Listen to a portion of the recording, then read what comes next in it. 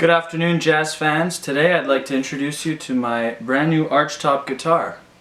So it's a custom Archtop built by a maker just outside of Montreal.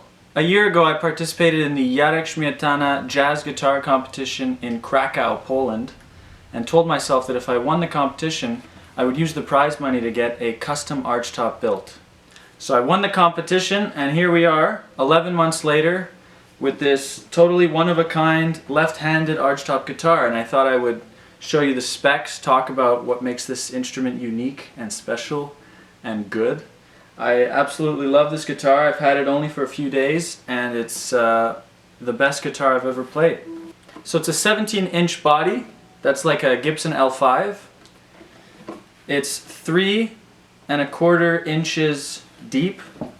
The wood that's used is a cedar top, maple back and sides, maple neck, and the tailpiece is also maple, but it has a ebony veneer to match the ebony bridge, ebony pickguard, ebony buttons, ebony board, and ebony headstock veneer. So it's a lot of ebony and a lot of maple. Spruce is arguably the most common Archtop wood for a top, but cedar is a comparable wood used on classical guitars a lot. The pickup is a vintage Vibe pickup built by Pete Biltoff in Florida. I've been in touch with Pete. Pete has built me a few pickups and it's absolutely great. It's a P90 in a humbucker case, and it's very thin, very low profile pickup. I don't know if you can see that, but it's very thin, so it's floating. There are no holes in the top of the guitar, absolutely no holes other than the F holes. So it allows the guitar to vibrate as freely as possible. Steve Paquet is the builder of the guitar, and he builds it very much as an acoustic guitar. He's interested in making it sound as good as possible acoustically. The volume is a 500K pot, and the tone is 250K with a 0.047 microfarad capacitor. Seems to work nicely with this guitar.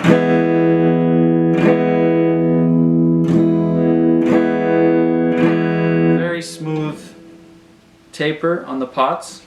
The frets are Jescar nickel silver frets, pretty standard. 0.103 inches by 0.046 inches. The radius is 12 inches and the scale length is 25¼ which is rather unique.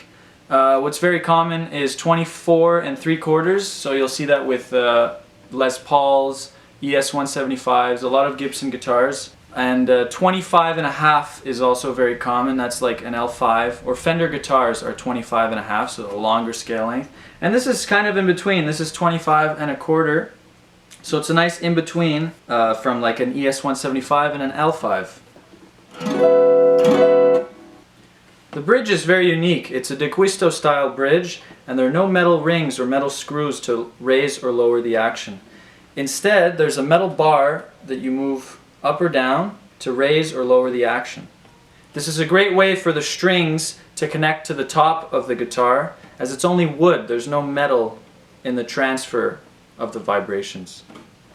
The tuners are Grover Statite tuners with the open gears, and I think they look great. They're very light tuners, which I like because the headstock doesn't bring the guitar down. I have a few guitars with heavier tuners, and it really has an effect on the overall weight of the guitar. That's the other thing, this guitar is very light. I think that contributes to its loud acoustic sound and its punchiness. It's a very punchy guitar. It's very loud acoustically. Another feature I really like is that the jack is at the strap pin. This reduces the amount of holes in the guitar. There's no jack hole there, it's all here. Underneath the metal tailpiece is a metal plate which has two functions. The first is it strengthens the tailpiece. The second function is that it grounds the strings. The metal strings need to be grounded, and since they're touching the metal plate, which is connected to the sleeve of the jack, they are. I'll be uploading some videos of me playing on this guitar in the next few days with a better sound as I await a microphone that I ordered. You'll hear it acoustically and through the amp. Thanks for watching.